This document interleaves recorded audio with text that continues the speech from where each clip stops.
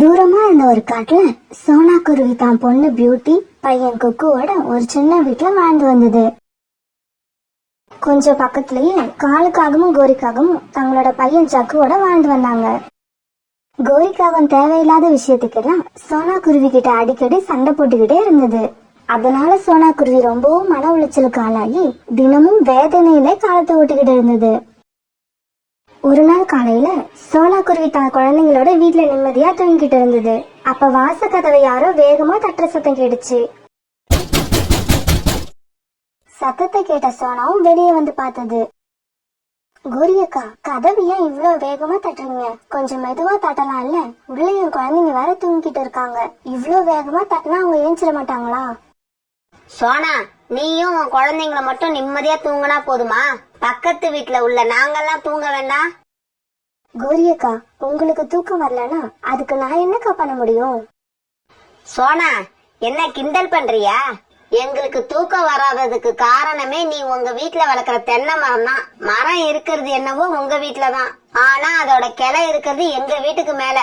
ராத்திரி பூரா தென்னை மரத்துல இருந்து விழற குறும்பைகளால எங்களுக்கு தூக்கமே வரமாட்டேங்குது. இது மட்டும் இல்லாம அந்த கிளையில இருந்து தேங்காயும் விழுது. இதனால அடிக்கடி எங்க வீட்டு கூரை உடைஞ்சி போகுது தெரியுமா? அதனால நீ என்ன பண்ற, இன்னைக்குள்ள அந்த மரத்தை வெட்டிடு. இல்ல காலேஜ் கிட்ட சொல்லி நாங்களே அந்த மரத்தை ஆள் வச்சு வெட்டிடுவோம். கோரியக்கா, கவலைப்படாதீங்க, அந்த மரத்தை நானே வெட்டிடுறேன். என்னால மத்தவங்க கஷ்டப்படுறப்ப அதை பார்த்துக்கிட்டு என்னால சும்மா இருக்க முடியாது. சோனா, டயலாக் பேசுறதோட நிறுத்திக்காத, சீக்கிரமா மரத்தை வெட்ட ஏற்பாடு பண்ணு. இப்படி சொன்ன கோரிக்காகவும் அந்த இடத்தை விட்டு பறந்து போச்சு.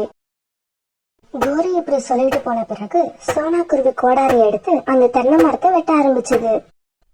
அப்ப பக்கத்துல இருந்த சோனாவோட பொண்ணு பியூட்டி அம்மாவை பார்த்து இப்படி கேட்டுச்சு.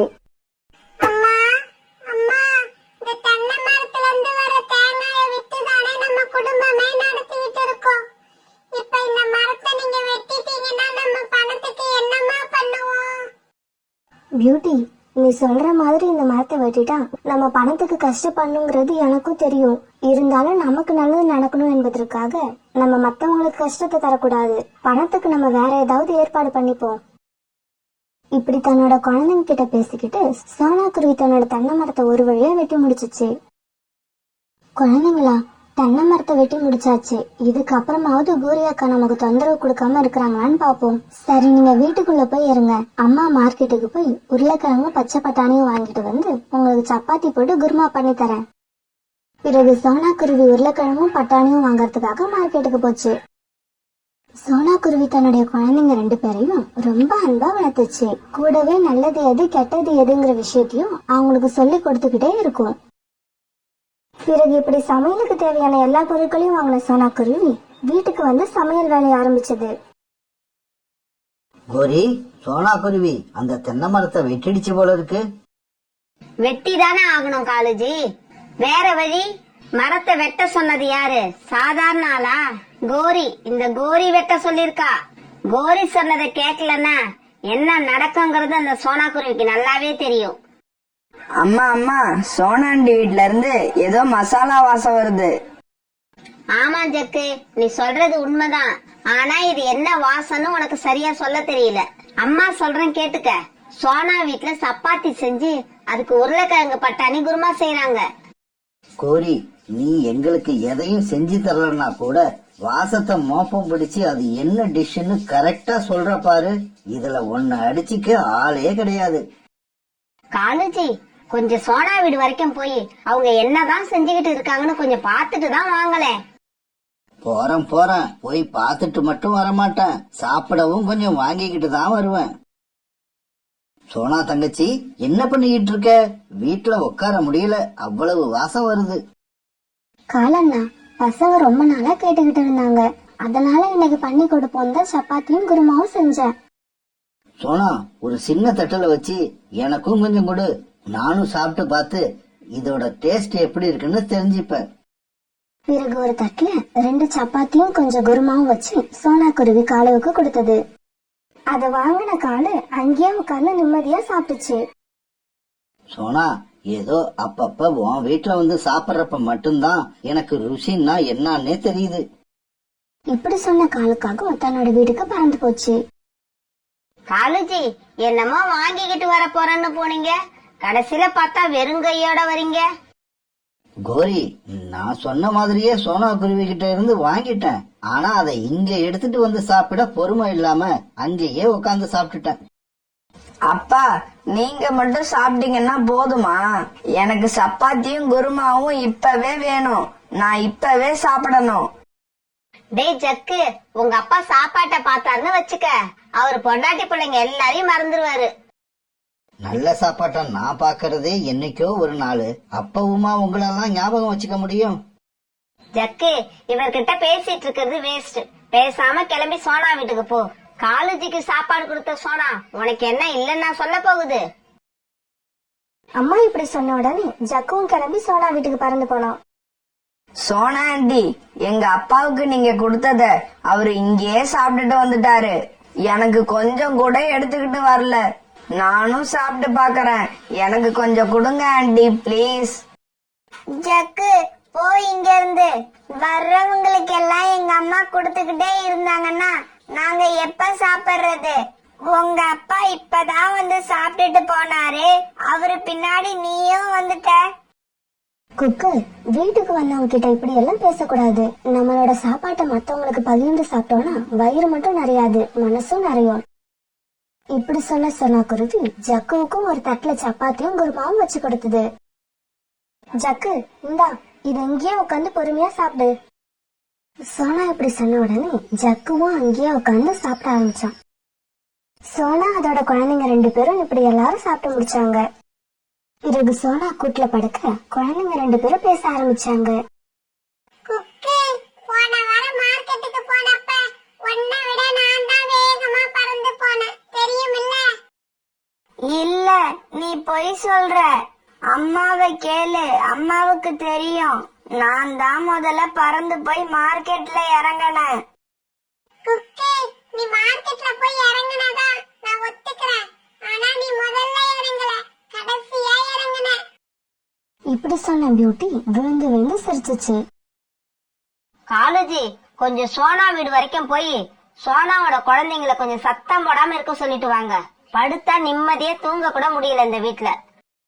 கோரி, குழந்தைங்க விளையாடுறது, குழந்தைங்க பேசுறதெல்லாம் ஒரு பிரச்சனையா எடுத்துக்க முடியுமா?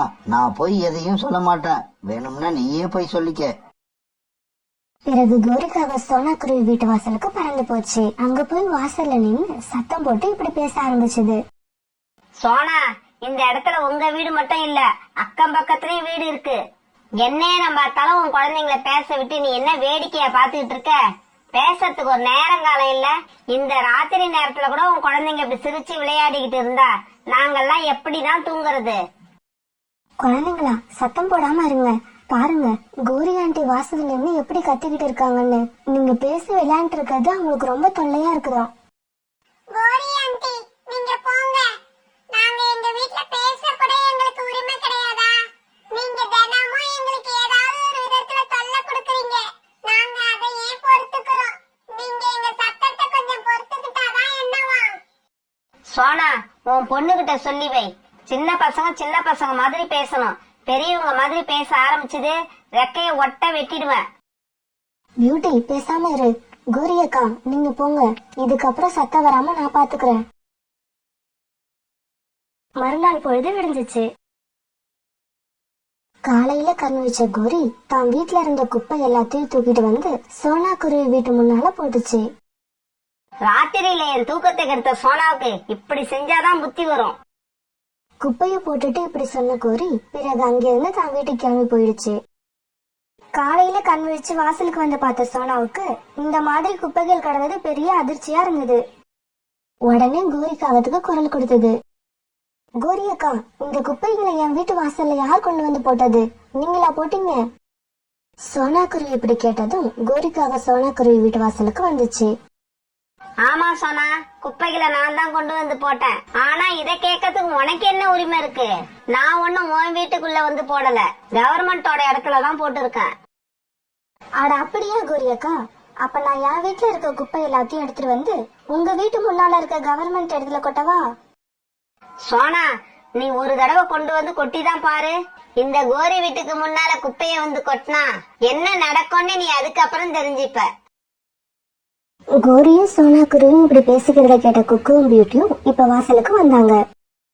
ஆன்ட்டி, நேத்து ராத்திரி காலு அங்கிளும் ஜக்குவும் எங்க வீட்டுக்கு வந்து எங்க அம்மா செஞ்ச உணவை கேட்டு கேட்டு வாங்கி சாப்பிட்டுட்டு போனாங்க. ஆனா நீங்க என்னடான்னா எங்க வீட்டு வாசல்ல வந்து இப்ப குப்பைய கொட்டுறீங்க. நீங்க செய்யறதெல்லாம் உங்களுக்கே நல்லா இருக்கா? குக்கு பேசாம இரு. பெரியவங்க பேசிட்டு இருக்கும்போது சின்ன குழந்தைங்க குறுக்க பேசக்கூடாது. பிறகு 3 பேரும் அந்த குப்பையை எடுத்துக்கிட்டு காட்டை விட்டு ரொம்ப தூரம் வந்து ஒரு ஒதுக்குப்புறமான இடத்துல கொட்டினாங்க. சோனா குருவிக்கு இன்னைக்கு மன உளைச்சல் ரொம்ப அதிகமாவே இருந்தது. ஏன்னா கோரிக்காக இன்னைக்கு தான் வீட்டு வாசல்ல குப்பையெல்லாம் எரிஞ்சது சோனா குருவி மனசு ரொம்பவும் பாதிச்சிருந்தது. இன்னைக்கு நடந்த நிகழ்ச்சியை நினைக்கும் பொழுது சோனா குருவி கண்ணுல அதிகம் அறியாம கண்ணீர் வந்துச்சு. அம்மா அம்மா அழாதீங்கம்மா. நாங்க பெரியவங்கள ஆகி அந்த கோரி ஆண்டியை இந்த வீட்டை விட்டு அடிச்சு விரட்டுறோம். அம்மா அழுதத பார்த்த குக்கு இப்படி சொல்ல அந்த சமயம் பார்த்து அங்க புறாவும் வந்தது. சோனு, என்னாச்சு? ஏன் இங்க உட்காந்து அழுதுகிட்டு இருக்க? உன் வீட்டுக்கு பக்கத்துல இருக்க கோரிக்காக மறுபடியும் உன்கிட்ட ஏதாவது பிரச்சனை பண்ணுச்சா? ஆமா அங்கிள், அந்த கோரி ஆண்டி இன்னைக்கு காலையில எங்க வீட்டு வாசலுக்கு வந்து அவங்க வீட்டு குப்பையை எல்லாம் கொட்டிட்டு போயிட்டாங்க. அதை இங்க கொண்டு வந்து போடதான் நாங்க வந்தோம். ஆமா புறா அண்ணா, வர வர என்ன பண்றதுன்னு தெரியல. இன்னைக்கு காலையில இவ்ளோ குப்பையும் கொண்டு வந்து எங்க வீட்டு வாசல்ல போட்டுட்டு போயிட்டாங்க. வீட்டுல ஒரு நிமிஷம் கூட நிம்மதியாவே இருக்க முடியல. கோரி அக்கா எந்த நிமிஷம் எந்த பிரச்சனையை கொண்டு வருமோன்னு பயமா இருக்கு. சோனா, நீ இப்படி தினம் தினம் அழுது வாழ்றதுக்கு ஒரே தடவையா முழுசா அழுதுட்டு போயிடலாம். புறா அண்ணா, நீங்க என்ன சொல்ல வரீங்கன்னு எனக்கு சரியா புரியல. கொஞ்சம் தெளிவா சொல்லுங்க. சோனா, என் வீட்டுக்கு பக்கத்துல பெரிய கழுகு ஒண்ணு வாழ்ந்து வருது. அதனால எங்களுக்கு எல்லாம் பெரிய தொல்லையா இருக்கு. அது இந்த பக்கம் ஏதாவது வீடு விலைக்கு வருதான்னு தேடிக்கிட்டு இருக்கு. நான் என்ன சொல்றேன், நீ உன் வீட்டை அந்த கழுகு கிட்ட வித்துடு. புறா அண்ணா, வீட்டை விட்டுட்டு இந்த குழந்தைங்களை அழைச்சிட்டு நான் எங்க போவேன்? சோனா, இப்ப என்கிட்ட 2 வீடு இருக்கு. அதுல 1 காலியா தான் இருக்கு. அதனால உனக்கு வேற நல்ல வீடு கிடைக்கிற வரைக்கும் நீ அந்த வீட்டுல வந்து தங்கிக்க. இப்படி நீ செஞ்சா அந்த கழுகு கிட்ட இருந்து எனக்கும் விடுதலை கிடைக்கும், அந்த காகங்கள் கிட்ட இருந்து உனக்கும் விடுதலை கிடைக்கும். புறா கொடுத்த ஐடியா சோனா குருவிக்கு ரொம்பவும் பிடிச்சிருந்தது. புறா அண்ணா வாங்க, இப்பவே போய் அந்த கழுகு பாப்போம். பிறகு எல்லாரும் சேர்ந்து கழுகு பார்க்க கிளம்பி போனாங்க. ஏய் குருவி, உன்னோட வீட்டுக்கு நீ என்ன விலை நிர்ணயம் பண்ணிருக்க? அத சொல்லு முதல்ல என்கிட்ட. கழுகக்கா, என் வீட்டை நான் விக்கிறதே பக்கத்துல இருக்க 2 காகங்கள் கொடுக்கற தொல்லையாலதான். அதனால நீங்களே உங்க மனசாட்சி சொல்ற மாதிரி ஒரு நல்ல தொகையை கொடுங்க. சோனா குருவி இப்படி சொன்ன உடனே அந்த கழுகு வீட்டுக்கு ஏத்த விலைய சோனா குருவி கிட்ட கொடுத்து சோனாவோட வீட்டை விலைக்கு வாங்கிக்கிச்சு. பிறகு சோனா குருவி தன்னோட 2 குழந்தைங்களையும் அழைச்சுக்கிட்டு புறா கூட சந்தோஷமா பறந்து போச்சு. மறுநாள் பொழுது விடிஞ்சிச்சு. கோரிக்காக வழக்கம் போல காலையில தான் வீட்டு குப்பைகளை கொண்டு வந்து சோனா குருவி வீட்டு வாசல்ல கொட்டுச்சு. இது ஜன்னல் வழியா பார்த்த அந்த கழுகு உடனே வீட்டு வாசலுக்கு போச்சு. ஏய் காகமே, எதுக்கு குப்பைய கொண்டு வந்து என் வீட்டு வாசல்ல கொட்டுற? கழுகக்கா, ஏன் பொய் சொல்றீங்க? இது சோனா குருவி வீடு, உங்க வீடு இல்ல. கோரிக்காக இப்படி சொன்னதும் அந்த கழுகுக்கு ரொம்ப கோபம் வந்துச்சு. வந்த கோபத்துல கோரிக்காகத்தை ஓங்கி ஒரு அறை விட்டது. ஏய் காகமே, இப்ப நீ வாங்கினார உனக்கு எப்பவும் ஞாபகம் இருக்கணும். ஏன்னா என்னை எதிர்த்து யார் பேசினாலும் எனக்கு பிடிக்காது. இந்த வீட்டை சோனா குருவி கிட்ட இருந்து நான் விலைக்கு வாங்கிட்டேன். இனிமே இது என்னோட வீடு. நான் இனிமே இங்கதான் தங்க போறேன். கழுகக்கா, இது உங்க வீடுன்னு எனக்கு தெரியாது. சோனா குருவி வீடுன்னு நினைச்சுதான் இங்க வந்து குப்பைய கொட்டிட்டேன். இதோ இருங்க, ஒரு நிமிஷத்துல எல்லாத்தையும் அள்ளிடுறேன். இங்க பாரு காகமே, இத மட்டும் அல்லனா பத்தாது. அப்படியே தினமும் என் வீட்டுல உள்ள குப்பையை நீ தான் கொண்டு போய் கொட்டணும். சீக்கிரம் வந்து வீட்டுல உள்ள குப்பையெல்லாம் எடுத்துக்கிட்டு போ. அப்புறம் இன்னொரு விஷயம், நான் எப்பவும் சீக்கிரமா தூங்க போயிடுவேன். அதனால சாயங்காலம் 7 மணிக்கு மேல உன் வீட்டுல இருந்து எந்த சத்தமும் வரக்கூடாது. ஏதாவது சத்தம் வந்துச்சு உன் வீட்டுக்குள்ளேயே வந்து உன்னை உதைப்பேன். இப்ப என்கிட்ட வாங்கின அறைய நல்ல ஞாபகம் வச்சு எனக்கு பிடிக்காத காரியம் எதையும் பண்ணாம இருக்கணும். கழுகு இப்படி சொன்ன உடனே வேற வழி இல்லாத கோரிக்காகும் தான் வீட்டு குப்பை கழுகு வீட்டு குப்பை எல்லாத்தையும் சேர்த்து அள்ளிக்கிட்டு தூரமா கொண்டு போய் போட பறந்து போச்சு.